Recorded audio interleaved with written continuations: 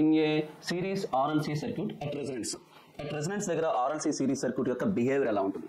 Simple concept మనం already మాట్లాడడం. This is called as frequency and this is called as impedance అని మనం తీసుకుంటే, so this is nothing but ఏంటండి impedance diagram.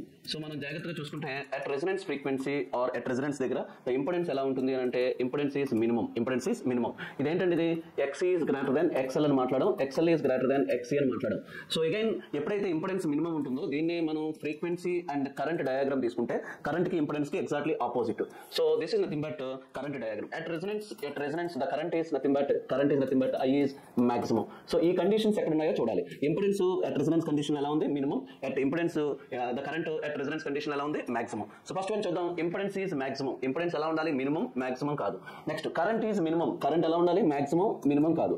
So దాని తర్వాత impedance is minimum. Yes, 100% impedance is minimum. And the voltage across the resistor is zero. Resistor zero ఉండదు, resistor దగ్గర మాత్రమే voltage ఉంటుంది. సో ఇదేది కాదు. So the answer is nothing but